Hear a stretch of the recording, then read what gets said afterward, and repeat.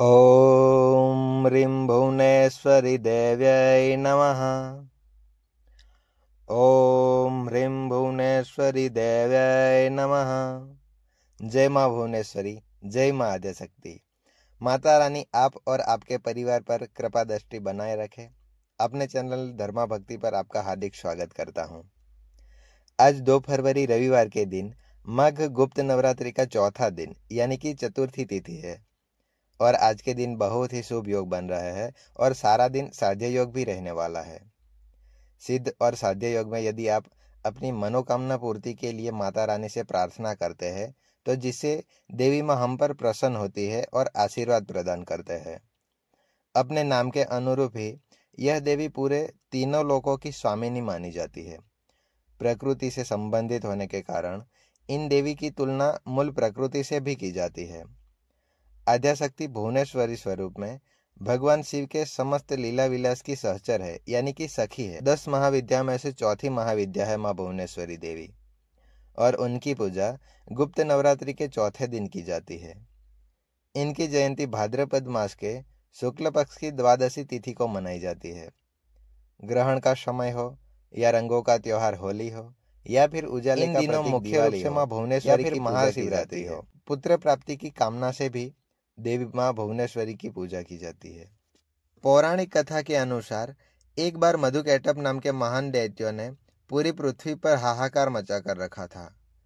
तब सभी देवगण मिलकर भगवान श्री हरि के पास गए और उनके अपनी निंद्रा का त्याग करने के लिए हाथ जोड़कर प्रार्थना करने लगे ताकि वे जल्दी से अपनी निंद्रा का त्याग कर मधुकैटभ का वध कर सके और अपनी सभी की रक्षा करें। भगवान श्री हरि ने इस प्रकार स्तुति किए जाने से अपनी निंद्रा का त्याग किया और जागृत हुए। तब उन्होंने 5000 वर्ष तक मधुकैटभ नाम के दैत्यों से भयंकर युद्ध किया। बहुत अधिक समय तक युद्ध करते रहे और भगवान श्री हरि थक गए क्योंकि वे अकेले ही युद्ध कर रहे थे। अंत में उन्होंने अपने अंतःकरण की शक्ति योगमाया आद्याशक्ति से सहायता के लिए प्रार्थना की। तब देवी ने उन्हें आश्वस्त किया कि वे उन दैत्यों को अपनी माया से मोहित कर देगी। योग माया आद्याशक्ति की माया से मोहित होकर दैत्य भगवान श्री हरि को कहने लगे कि हमारा वध ऐसे स्थान पर कीजिए जहां न तो जल हो और न ही थल।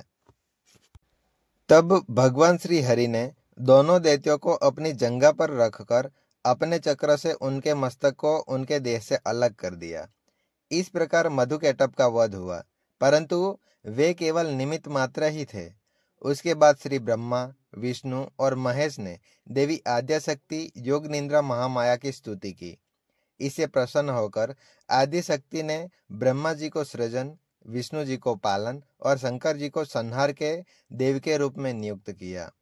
ब्रह्मा जी ने देवी आद्याशक्ति से प्रश्न किया, अभी तो चारों ओर केवल जल ही जल फैला हुआ है, पंच तत्व, गुण, तन्मांत्राए और इंद्रिय कुछ भी व्याप्त नहीं है, तथापि तीनों देव शक्तिहीन है। तब देवी ने मुस्कुराते हुए उस स्थान पर एक सुंदर विमान प्रस्तुत किया और तीनों देवताओं को विमान पर बिठाकर अद्भुत चमत्कार दिखाने का आग्रह किया। तीनों देव जब विमान में विराजमान हो गए तो वह विमान आकाश में उड़ने लगा। वह विमान मन की गति से उड़कर एक अजीब से स्थान पर पहुंच गया।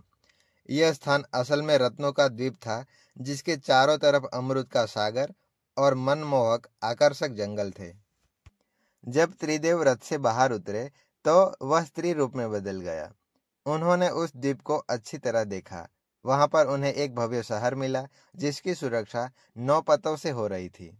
इस शहर की सुरक्षा उग्र स्वभाव के भैरव, क्षेत्रपाल, मातृका और दिक्पाल आदि कर रहे थे। जैसे ही वे शहर के अंदर गए, वहां का सौंदर्य और भव्यता देखकर मंत्रमुग्ध हो गए। आखिरकार वे शहर के मुख्य राजमहल चिंतामणि गृह में पहुंचे। इसकी सुरक्षा योगिनियां कर रही थी। यह शहर श्रीपुर था, देवी भुवनेश्वरी की राजधानी, जो मणिद्वीप की रानी थी।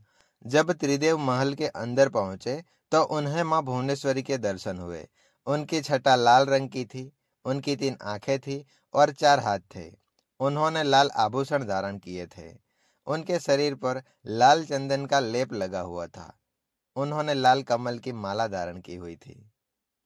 बाएं हाथ में उन्होंने अंकुश और 5 पकड़ा था और दाहिने हाथ से वे अभय वरदान देने की मुद्रा में थी। उनके मुकुट में अर्धचंद्र रूपी मणि था। यह सब देखने के बाद भगवान श्री हरि ने श्री शंकर जी और ब्रह्मा जी से कहा, यह साक्षात देवी जगदम्बा महामाया है। यह देवी हम तीनों और संपूर्ण चराचर जगत की कारण रूप है। इसके पश्चात त्रिदेव भगवती भुवनेश्वरी की स्तुति करने के लिए उनके चरणों में गए। उन्होंने देखा कि देवी के चरण कमलों के नख में संपूर्ण जगत का दर्शन हो रहा है। यह सब देखकर त्रिदेव समझ गए कि यही देवी संपूर्ण ब्रह्मांड की जननी यंत्र या मूर्ति होनी चाहिए। इसके समक्ष घी का दीपक या तिल के तेल का दीपक जलाए, फिर धूप और अगरबत्ती जलाए। बैठने के लिए कुशा का आसन या उनका आसन का प्रयोग करें। फिर गुरु पूजन करें। अगर आप गुरु दीक्षित है तो आपको गुरु मंत्र मिला होगा, इससे आप गुरु स्मरण कर सकते हैं। और फिर जो भी श्लोक है उससे भी गुरु स्मरण कर सकते हैं। रुद्राक्ष की माला से माता भुवनेश्वरी के मंत्र का जाप करें। आप इच्छा के अनुसार मंत्र जाप कर सकते हैं। इसमें अगर आपके पास रुद्राक्ष की माला नहीं है तो रक्त चंदन की माला का उपयोग कर सकते हैं, स्फटिक माला का उपयोग कर सकते हैं। हल्दी, कुमकुम, चंदन, अष्टगंध, अक्षत, पुष्प और नैवेद्य अर्पित करें। यदि कोई विशेष सामग्री न हो तो केवल मानसिक भाव से भी माँ भुवनेश्वरी का पूजन किया जा सकता है। फिर संकल्प लेना है। संकल्प लेते समय हाथ में जल, पुष्प और अक्षत लेकर देवी का ध्यान करना है। अपना नाम, कुल और गोत्र का उच्चारण करें।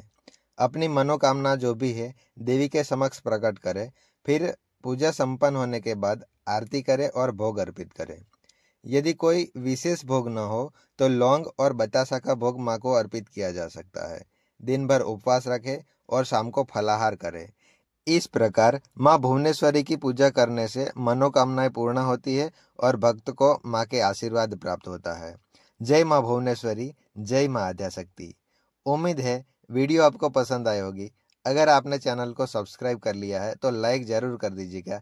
धन्यवाद। जय माँ भुवनेश्वरी, जय माँ आद्याशक्ति।